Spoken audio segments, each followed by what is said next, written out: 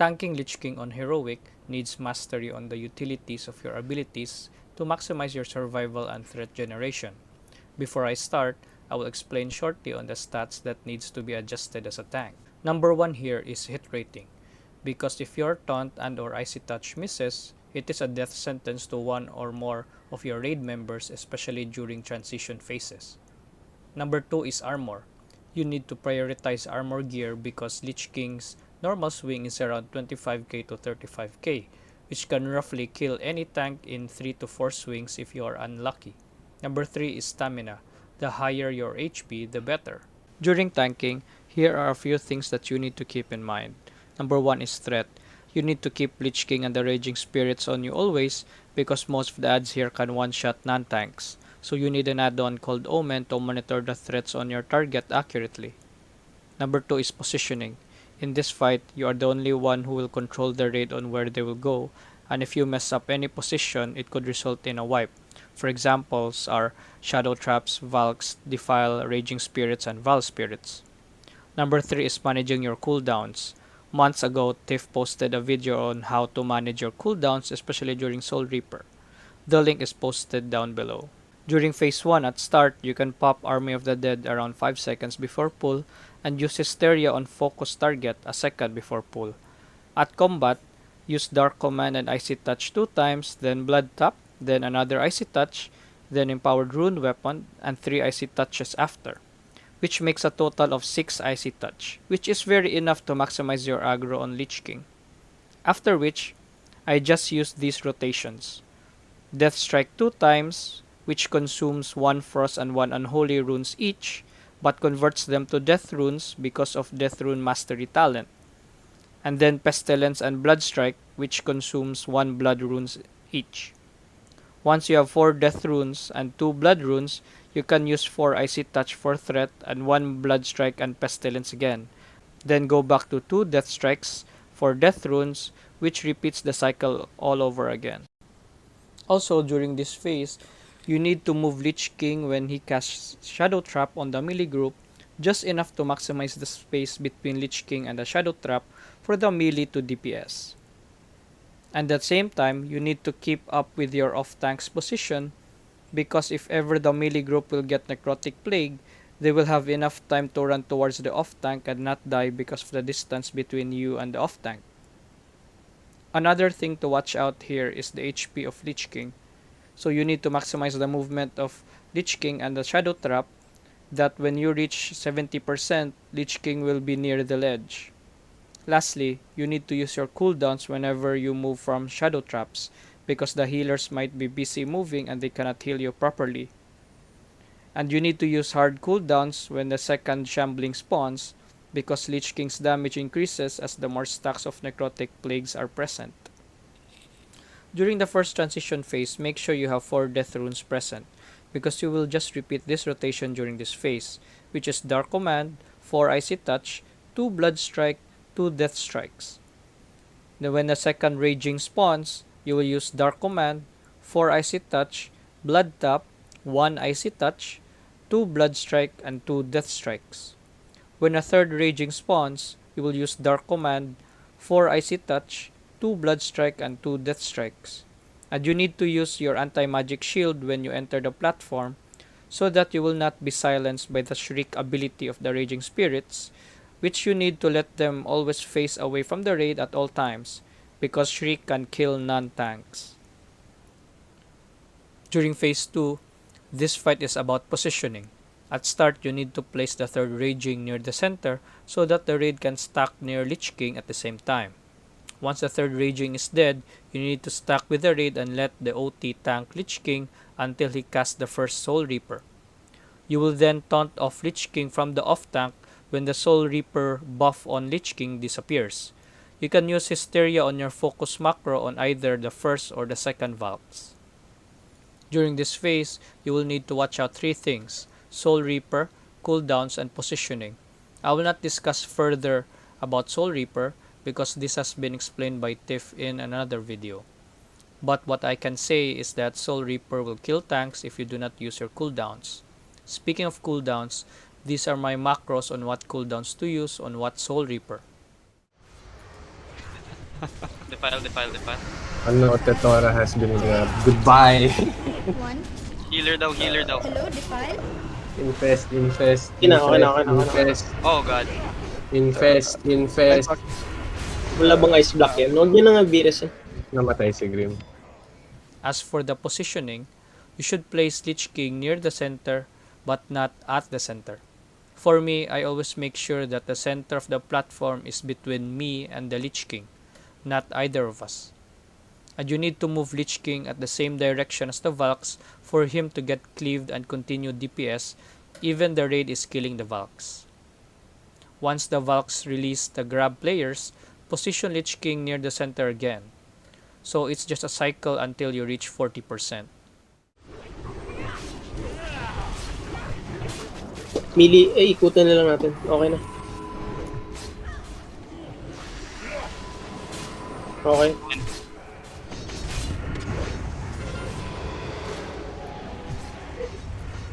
Train death to. Defile in 3, Defile. 1. Hello, Defile. Dito tayo. Circle. Healer ulit. Naaga mo yung mark ko ah. Clear this infest. Tranquility. Get the hunter. Infest ko, please. Okay na. Vapor coming. Wala siyang sinigyan. Hosak mo to rin. 3, 2. Defile, boys. Makukuha ko na yung aggro. Salvation niya yung rogue. FD na lang ulit. Yes.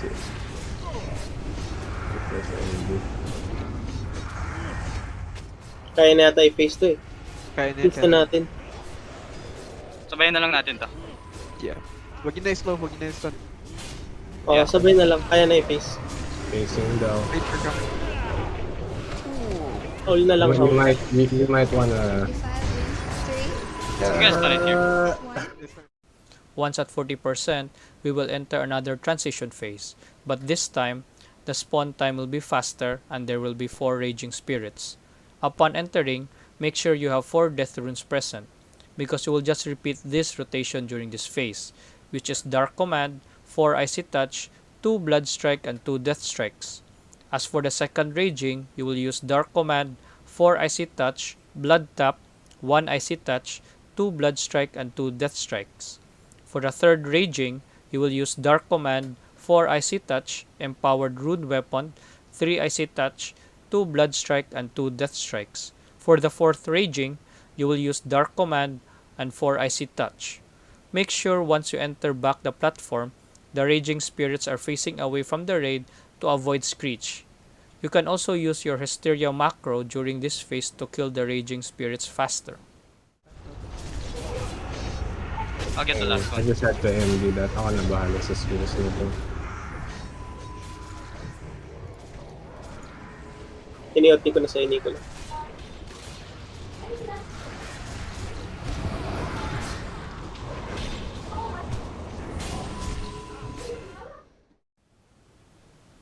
Once we enter Frostmourne shortly after the end of the second transition, as a Death Knight, you can help by using Chains of Ice on the charging wicked spirits to slow them. Moving. Ingat Tets ha. Handicap yung ano. Going right. Going right. Okay. Move. Wait lang. Noon. Move. Okay, move. Oh no. No. Okay lang, sige lang, heal lang. Okay, dito na tayo. Saka, sino yung mekang? Once we get out, use your cooldown instantly because Lich King will always use Defile and Soul Reaper every time we get out from Frostmourne. When Lich King channels Val Spirit, you will need to move towards the other side of the platform and use Dark Command at max range and just continue running and position Lich King facing at the center. Then prepare to use another cooldown for the next Soul Reaper. Defile. 2. Defiel. Hello, defile. Okay, we're good. Galawan nyo lang. Pa-adjust. Lumalaki. Pa-adjust. Okay. Slow move.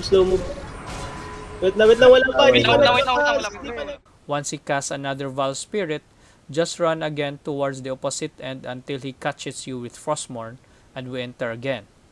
After we get out, it will be the same pattern. Defile, Soul Reaper, Val Spirits. So use your cooldowns and backpedal until you reach the other end and position Lich King again to the center. When he casts another Val Spirit, you will just run to the opposite end and Frostmourne will catch you again. So we will just repeat the process until we reach 10%. Moving left. Okay, we're going left. Hagwar. I'll shattering throw also. Okay, moving. Move.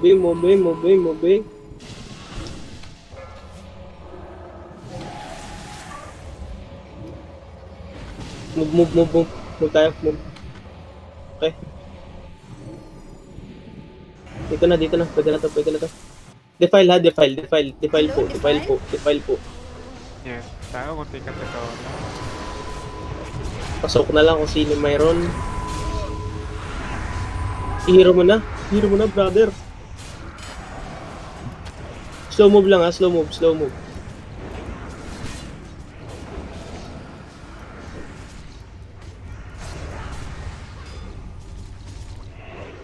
Okay, pasok na lang, sino meron pa? Wala na ba? May CDs pa ba kayo? 3, 15 seconds pa. 1. Hello, defile. Oh my god. Patulong na lang. Ingat po. Meron bubble pa daw. Sige lang. Okay, I have my CD off now. For the next one. Sige lang, intervene na lang. Para sure tayo. Ingat na lang Hargreaves, baka matank niya. Makuha mo yung agro. Yan lang, may banish pa naman ako. Stack. Ready. Mag-devotion ka na muna. Moving.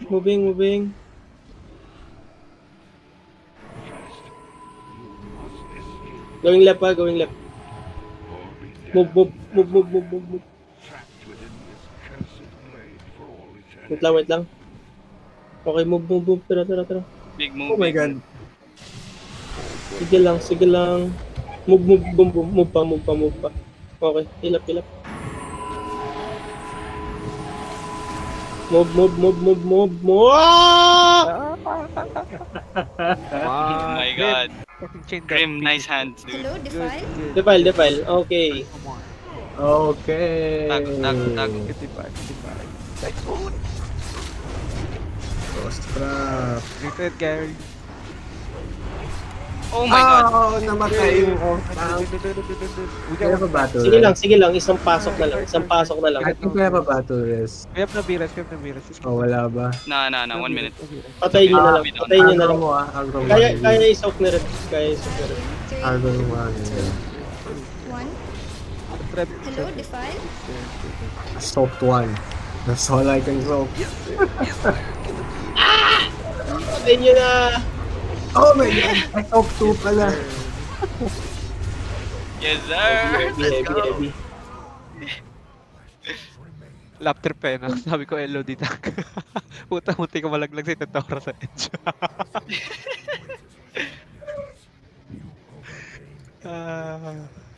Konting kusog pa natin. Sobrang peke talaga ng gear ng made in That was fun, China. bro. That was fun watching. Holy shit. May ID pa tayo. Sali ako. Fresh. Fresh. Sige, game. May pasali ka. Pin-iPhone mo ba yung spirit papunta sa akin, Apple?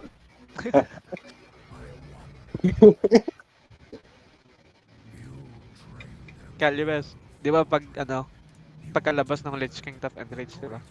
Oo. Mga 2 seconds, di ba, magkakaroon ng Reaper. Regardless na, mamamatay ka doon, tol. Hindi, akala ko gagana dito eh. Hindi Hindi pala gagana nade-deflect ang Soul Reaper. Hindi. Love drop, man. Yo, I was too undergeared for this Bane. Nah, dude, You're good enough if you could off tank, bro. Yeah. That was so sad. Yo, the moment na nag-out si Totoro, take the, ano, no, take the wheel. Yeah. Yeah.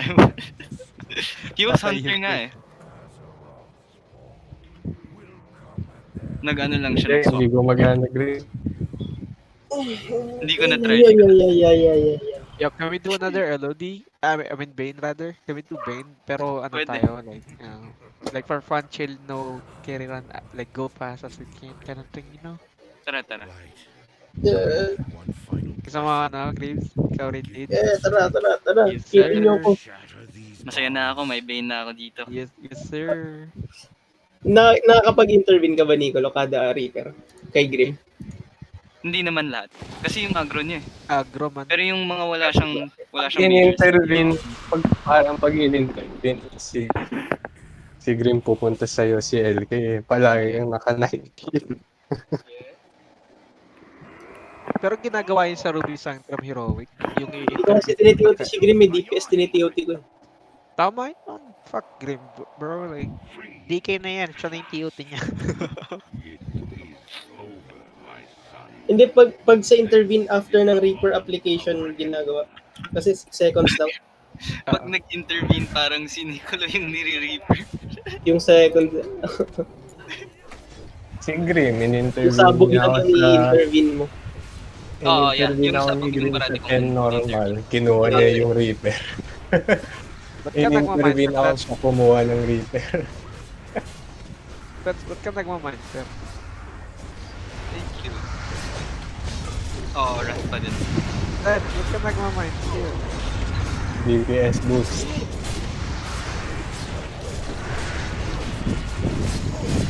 Love. Check W. Oh, no. Uy, Oh. Twig. Uy. Wawan naman. Okay ba tinted Walang Twig Warmane. normal kesa sa ano? Umikwan na. Umikwan tayo.